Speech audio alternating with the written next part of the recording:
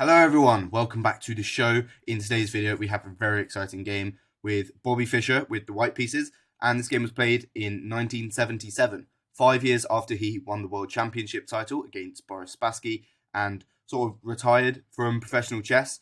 This game was played at MIT University in America, in the USA, and it was one of 3 games played against a computer, one of the first chess engines of its kind, called Mac 6.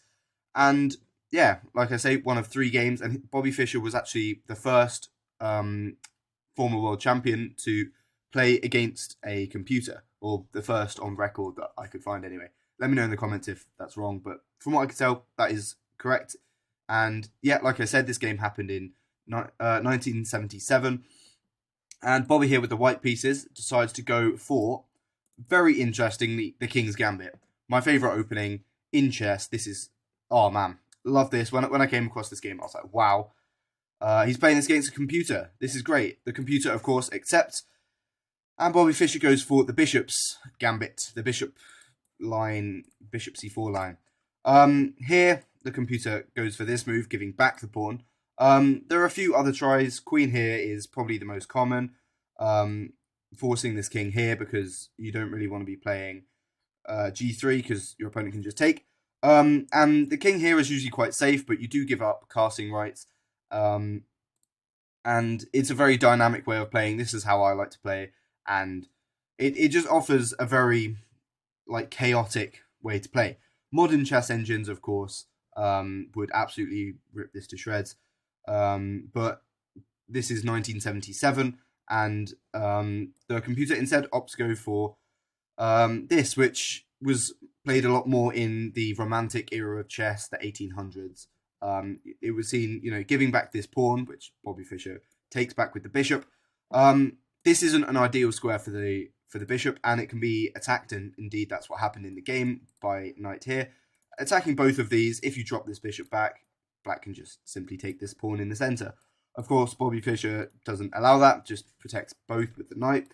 And the computer, Mac 6, attacks the defender, and Bobby Fischer develops this. It should be noted, in this position, the computer castled. It should be noted that taking here doesn't really amount to anything because white just takes with the d pawn, which comes up here and defends this this bishop. So after taking something like this, the queen can't take because the white queen is defending the pawn. So that's fine. That's why this move is fine. You don't need to overprotect this or anything like that. Yeah, like I said anyway, both sides castle in this position. And here in this position, the computer exchanges this knight in the center. That's a fine move. And since this bishop is being attacked, simply drops this bishop back. Now it's defending this this pawn. This is fine. Bobby Fischer takes the center, unveils this bishop onto the pawn, and yeah, just has a very, very nice structure in this game. He's not even a pawn down, despite being the King's Gambit, because his opponent gambited the pawn back, so gave him the pawn back to open up this bishop, which we'll see in just a moment. Here, the weakness of early computers is kind of shown. A normal move in this position, pretty much any normal move you could think of, knight out developing, or maybe even this bishop out. Any simple developing move here is fine and offers good chances. However, in this position, the computer decided to go for the rather strange pawn to g5. Now, what does that do? It defends this pawn, which is being attacked. And obviously, computers, especially early computers, are very, very focused on material. They wanted to hold on to as much material as possible.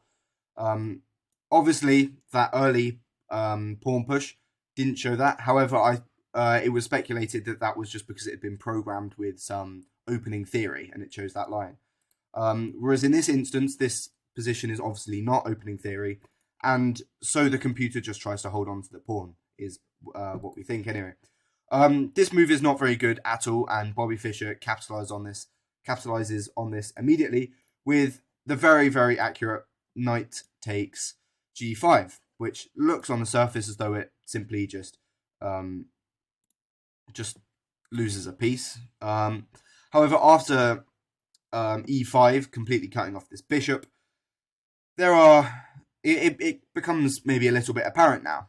These weak dark squares here that were caused by this g5 move can now maybe be occupied by this knight. This queen is on a very, very precarious square, being attacked by this bishop, and this pawn is also going to drop very, very soon. In this position, the computer comes here, setting up this mate threat, which Bobby Fischer simply defends here with the rook. And in this position, it exchanges on e5 to give the piece back to gain a little bit more activity, because this bishop is absolutely horrible. If it comes back, it's doing absolutely nothing here, and Bobby Fischer can even just take here on c7 with a very fine game and another rook. So yeah, not ideal. So this is the position here, and the computer just kicks away the knight here with c6. I mean, not a great move, again, considering Bobby Fischer can come knight c7, but that's obviously not what Bobby Fischer wants to play. I think a better move here, again, would probably just be knight c6 or something like that. But of course, in this position, Bobby Fischer doesn't, like, he doesn't even consider this a move. He just simply gets a tempo on the queen, and when the queen moves back, just hops the knight in to this very weak square, which we mentioned, exploiting these dark square weaknesses, especially since that dark square bishop had just got exchanged. Now there's no dark square bishop to plug these holes, and just look at all of these dark square weaknesses, even up here as well. Not very good at all by the computer, but that's fine nonetheless. Anyway, the computer's more or less forced to come here, and so it wants to give its queen up. And now Bobby Fischer just simply hops in with the queen, develops one of his last pieces, and here there's a little fork, a little tactic. He's of course attacking this bishop, but he's also threatening coming bishop h6, which would win the rook. And so in this position, the computer, obviously valuing the rook more than the bishop, protects the rook by moving it onto this open file, and Bobby Fischer simply just captures the bishop. And now, as you can see at the bottom of the screen, he is 4 points up. He is a bishop and a pawn up in material against the computer, already in a very, very crushing position. Yeah, but it's just interesting to see how he finishes off this position with quite a lot of ease as well.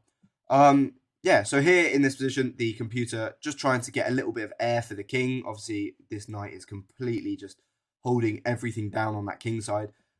So maybe gives himself the g7 square to maybe run away with the queen, with the king, sorry. Bobby Fischer in this position plays a move that looks maybe a little bit strange. He plays rook c1. Now, the reason behind rook c1 is what Bobby Fischer really wants to play is rook f3 and rook g3 with this rook lift on the open file, attacking the queen and essentially trapping the queen. Because as we see here, the queen has no squares at all on this diagonal.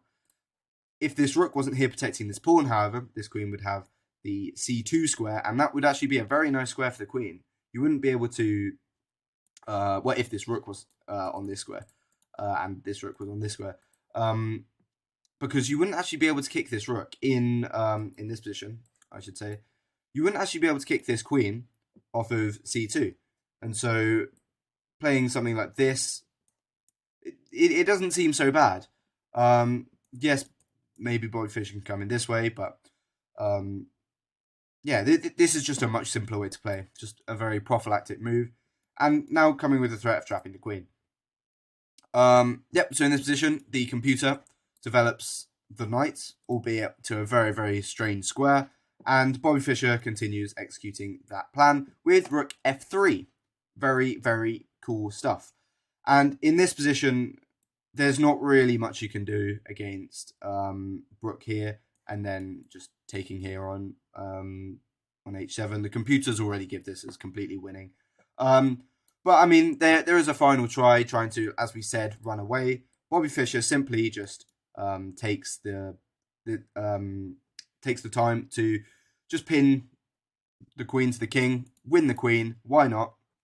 And this here is a major threat in the position as well, because the queen can't take because it's pinned by the rook. And so the computer here makes a bit of a blunder and tries to protect the pawn, which falls into this move, queen h6, which I actually give a double question mark personally, because I think bishop h6 is much nicer. But yeah, either way, it's checkmate. Either way, Bobby Fischer beats the computer. And yeah, it's a very interesting game. It's very interesting as well to me to see that computers were just making really like strange moves like this, blundering checkmate in one, or even moves like this g5 as well, which is just begging for Bobby Fischer to take with the knight. It's just begging for a sacrifice, essentially. It's interesting to see how far computers have come. And yeah, after the game, Bobby Fischer said that he would very easily beat the computer, even if it was given odds. So if he didn't have a few pieces or something like that. And he said he valued the computer around 2100 ELO, which isn't too weak, to be honest. He makes a very, very light work of 2100, which is still very strong for a lot of people, but obviously not Bobby Fischer. Yeah, again, you have to remember as well that this is 1977, and these computers weren't that strong. They weren't very good, but they did pave the way for more modern computers like Stockfish and AlphaZero and all the other ones. Yeah, so you've got to have a little bit of respect for this game and computers back in the day, because it is a piece of history, especially with chess and how symbiotic the relationship is between chess players and chess engines, which, I mean, for me personally, it's one of the main ways that I study. I just use the chess engine. So yeah, a very, very instructive game and a very, very cool bit of history, of chess history. So yeah, thank you very much for watching, everyone. I hope you found this educational. I hope you found this fun. I know I did personally. I enjoyed this game when I found it, and I thought I had to share it with you guys. So yeah, thank you very much for watching, everyone. Like and subscribe, all that good stuff, and I'll catch you in the next episode of the show. That's what it is. It's a show now, and these are the episodes. So yeah, thank you very much, everyone. I love you, and goodbye. Mwah.